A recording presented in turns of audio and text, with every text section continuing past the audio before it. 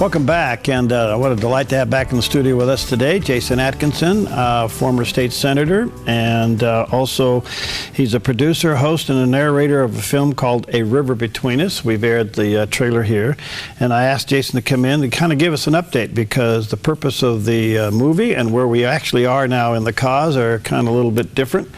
But for those watching on theDove TV, there's a picture of it there on the screen. And is it available on where? It's everywhere. It's out on iTunes, it's on Amazon, and it's on Netflix. There you go. And then it's on, it's playing in festivals around the country still. So it's doing really well. All right, so check it out. It's called It's a big hit everywhere but here. Check it out. A River Between Us. Well, everybody that sees it loves it. Purpose of the film?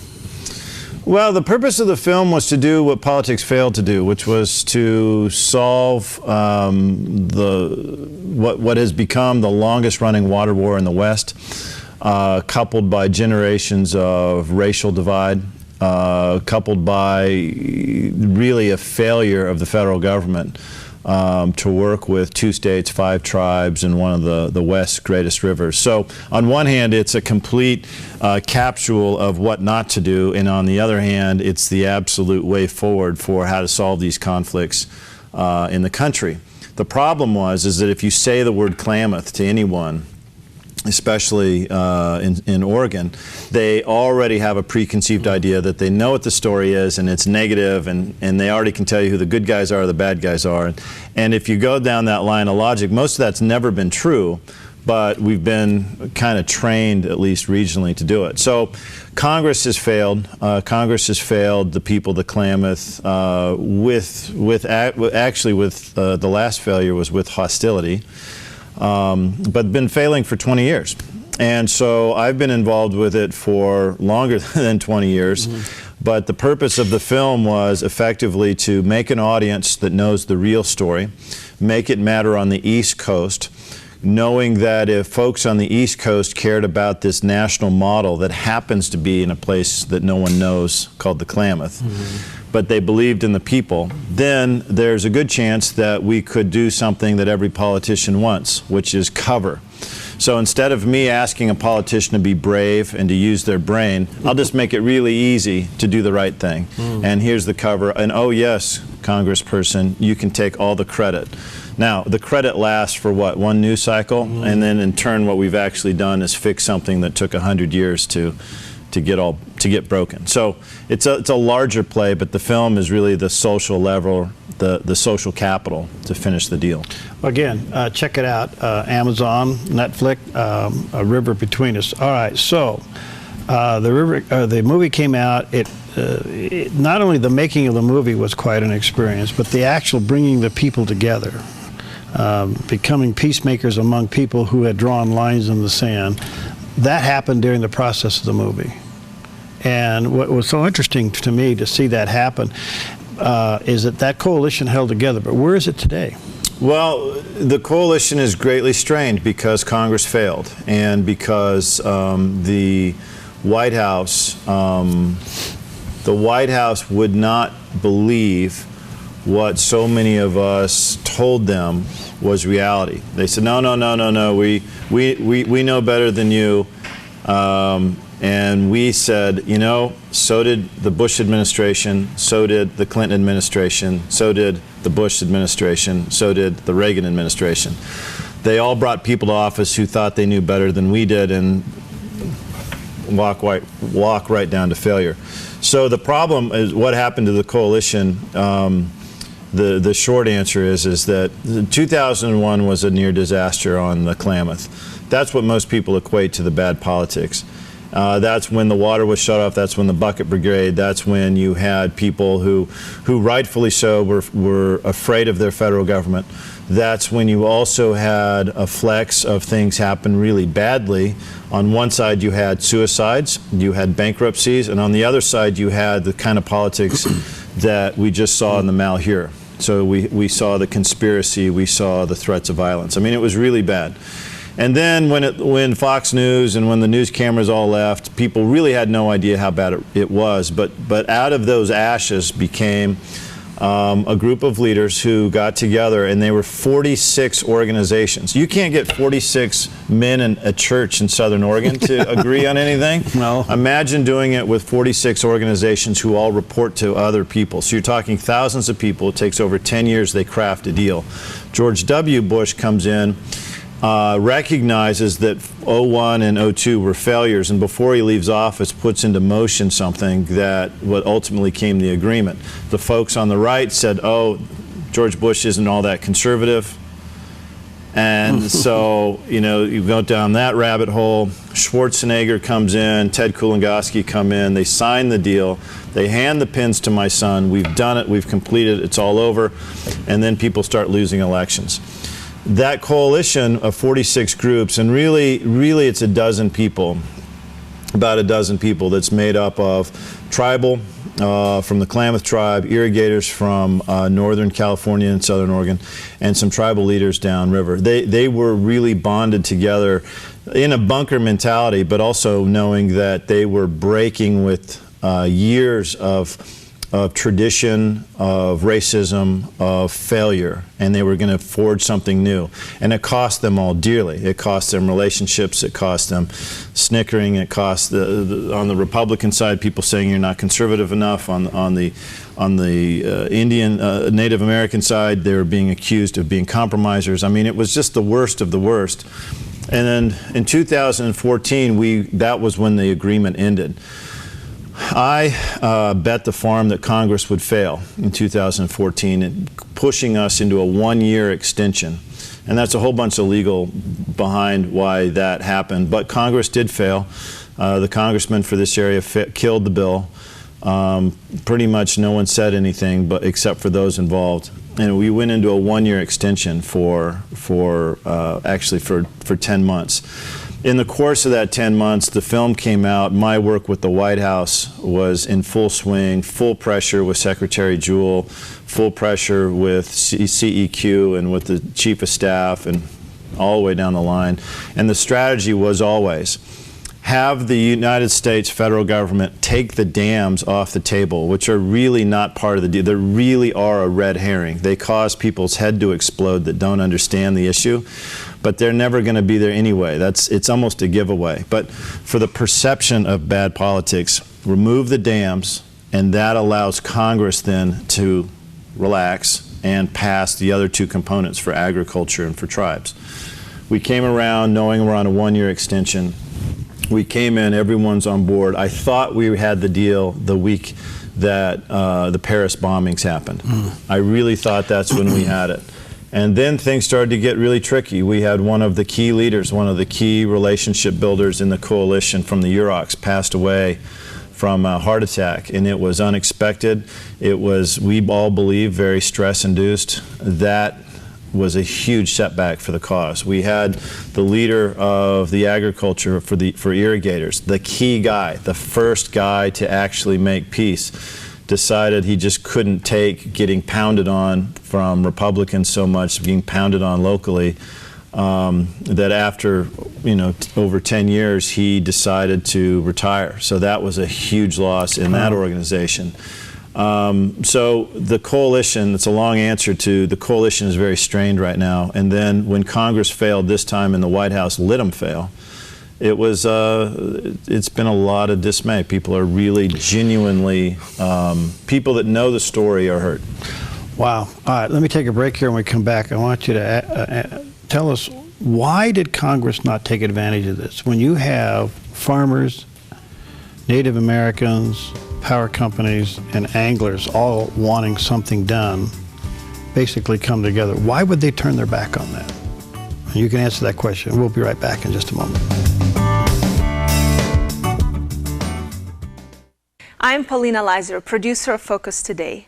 Thank you for watching this video, and make sure to check our other videos at theDove.us.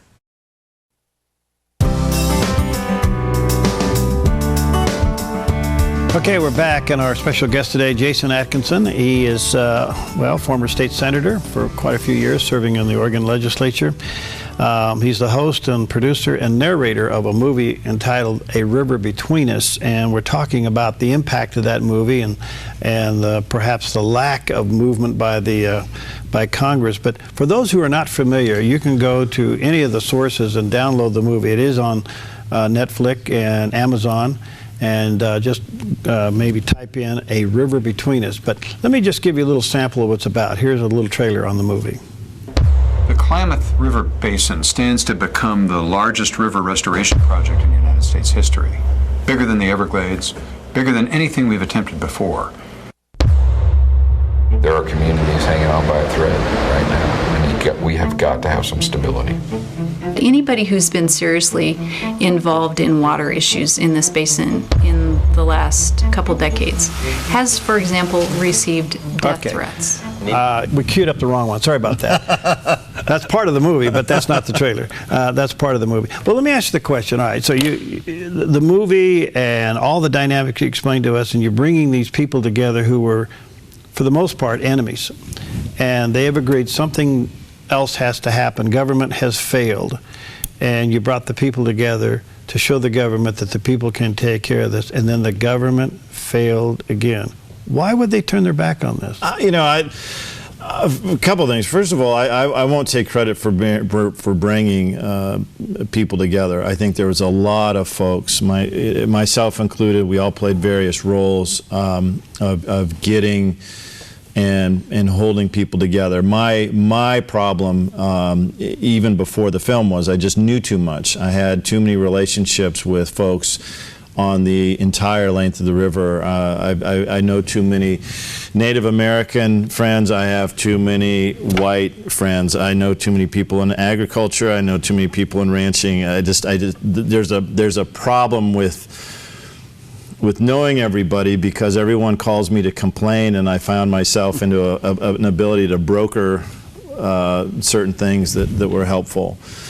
But that being said, the Congress, I won't speak for Congress. Congress is a complete failure. Congress, I think the greatest insult that we have is that we've made this a fantastic film that has gained a huge amount of traction. I think we're now in our 11th festival. I think it's been all over the East Coast, it's been all over the Midwest, it's played in college campuses. In fact, I'm going on another college campus tour here in a couple of weeks. It does extremely well, and it's gained that national audience. So as opposed to what you might read in a local newspaper, or what you might, the instant opinion that people have on the Klamath, we've gone around all that, and we have fans of the film that are concerned that this didn't happen in New Orleans and South Carolina and New York City, which is actually a huge support base for A River Between Us. All of those folks and people who have seen it don't understand why Congress has failed. The Congress people who have failed have not seen the movie. We've asked them to, and actually several of them invited them to be interviewed for it. And if they would have seen it, they would have known how pathetic their answers are when they killed the bill. For instance, the slippery slope argument about these dams. These dams have nothing to do with agriculture. These dams have nothing to do with any part of Oregon. And yet we very diplomatically take those arguments apart in the film, and then we had a congressman just cheering that he was going to stand up for the Columbia River dams. Those two things are apples and oranges, but they made for great press clips on Fox News. What we do in Oregon better than everyone is we're process. We're all about having process and stakeholders, and let's study it, and let's put it all back. This has been studied stakeholder to death. And so the Interior Secretary said, no, let's study it some more. And she's calling for more meetings. Well, the problem is that the people who have been meeting for all these years have outlasted 3 Secretaries of Interior, 5 congressmen, and multiple county commissioners. I mean, the core people in this argument don't need to study it anymore. It's a 3-way deal. Dams go in exchange for guarantees of water for farmers and agriculture and tribal provisions that they've been asking for basically forever.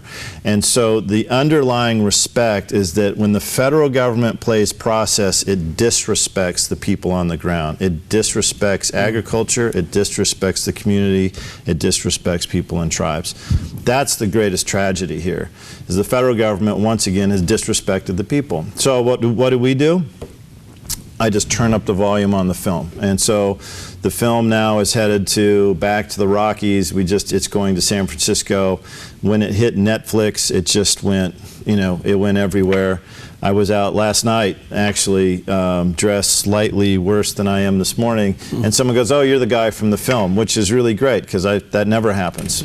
The film has got its own success and is doing. It is providing the pressure that politicians who really are pretty weak have to respond to. So, one of the great achievements from all of this was bringing two governors together. You brought Kulongoski and you brought Schwarzenegger together when they were both governors, and they both saw this. You had a Republican and a Democrat come together.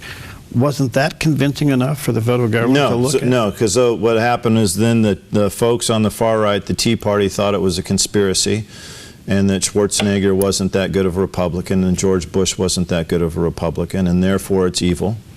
And so there's a third of the population gone. You started switching governors in the state of Oregon, and so now there's conspiracy.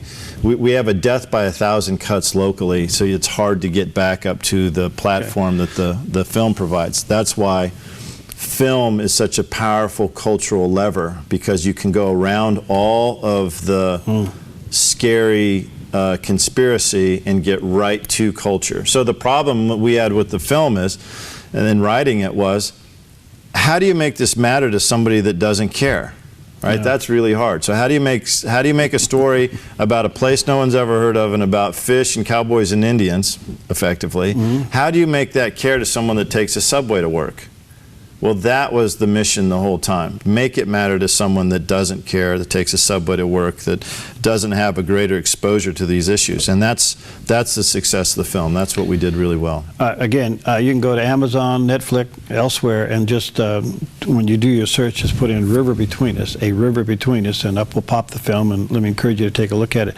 All right, recently there has been some movement. It appears now that it's back on the table for some kind of examination if the immunity can be given to dam removal. Is that going anywhere? Well, the dams, as an issue, the dam issue has always been a red herring. It's always been the false straw man argument, because those dams are owned privately. A private company owns them, and it costs more to fix them than the power that they generate. So they are regulated by taxpayers, regulated by ratepayers. So government has this huge role in how those dams are operated. And government has said, if you want to have them operate, you have to fix them for fish passage. And the cost to do that far exceeds the cost to remove them. In this case, these dams don't do anything for agriculture. They don't do anything for water storage. They don't do, so please don't email me or put evil things on my Facebook page. I'm telling you they don't. And most sane people know and who've studied the issue. These dams don't do those things. So the dams were never going to stay. So now we have the current Oregon governor is trying to be helpful and trying to take credit. Everyone loves to take credit. I get all that. But by moving the dam portion around, they think the strategy is by taking dams off the table, Congress then comes to the rescue of the other two components, ag and tribe. So that's effectively the exact same thing I was working on all fall that the White House failed. My push, though, continues to be, don't leave it to the states. The federal government got us into this. The federal government needs to lead, and they can through the FERC process, removing the dams, and then Congress has got to have the guts to finish the deal. So what's on the table right now is effectively that. same Well, thing. we'll see. It's at least it's back on the table. At least it's something. Something Dam happened. removal's never been off the table. So Yeah. people that said, "Oh, yes, we protected the dams by killing the bill back in," it's just that's a great press release, not anchored in reality, because it costs more than it does to fix. And you know what's interesting about this? I don't think a lot of folks, even in Southern Oregon, or even parts of Northern California, would understand the importance of the Klamath River, one of the most beautiful rivers in the whole world. It's about, what, 300 miles long.